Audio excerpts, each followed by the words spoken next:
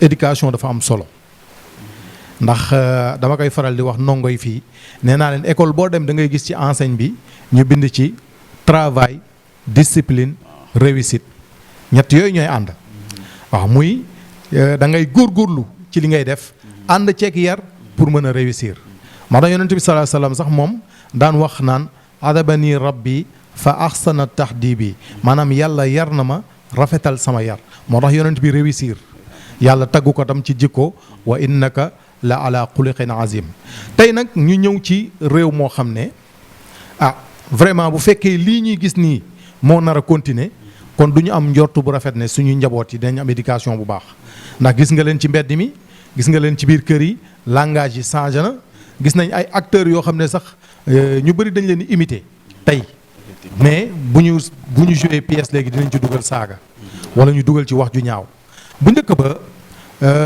daaray Kocc mën nañ ko tudd bu daan wane scène boo xam ne mag rek moo ko mën a seetaan dañ la daan wan benn rideau ak ay dàll mais tey séries yi ñuy gis dem nañ ba yegg ci diggu lal bi yegg nañ ci chemise de nuit yegg nañ ci ay nuisette yegg nañ ci loo xam ne xale bi bu ko xoolee rek vite fait dina comprendre ne ñii fii lañ jëm tey ban message ngay lancé ci ñi nga xam ne ñooy maison de production yooyu.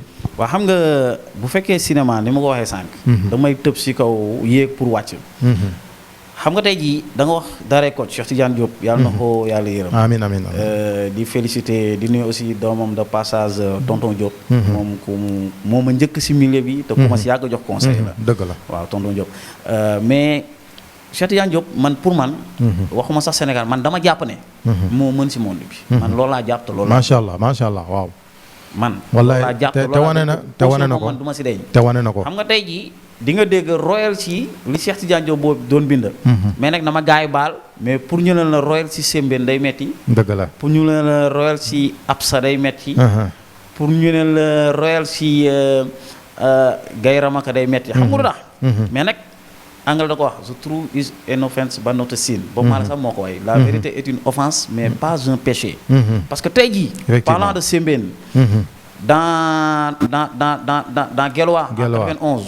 parce que man gis xam naa le noir 2 bi mu joué bu 1966 bi fekk moo fi. c'est je crois le noir 2 ou la noir 2 benn film bu njëkk. parce que Sénégal dafa teel a dugg si affaire film. depuis 62 66 boobu jéenam. mais tey jii dans Guelwaar. dañuy wane koo xam ne na ma yàlla baa dafa nekk si beneen diine. ñëw di jaxasoo ak ku mu bokkulal diine. ba pour def loolu day solu transvestiru solu comme jigéen. pour mën a dugg si néegi kooku def naka su dul noonu. ba tey ji il a fallu mu am benn rencontre bu am mu def un bon discours. si lay wax ne benn loxo boo tàllal. joxoñ la juróom yarwaan la. mu attaqué le système. ce même système boobu ëmb nii lu bari. ñoo ko éliminé dans le film. mais enterrement ñu juum yóbbu ko si cimetière musulman yi.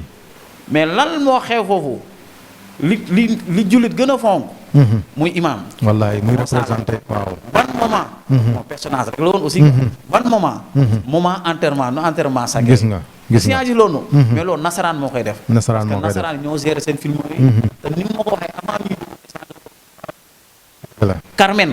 gis nga nu mu demee. Carmen. nga ñëw tey jii dans le film Madame Brouette. Madame Brouette. y a le père de famille bu nekk ci basangam. jublu kabar julli. sa fille ñëw. mu dag interrompre julli bi. dem di ko xas di ko créer. wallaay.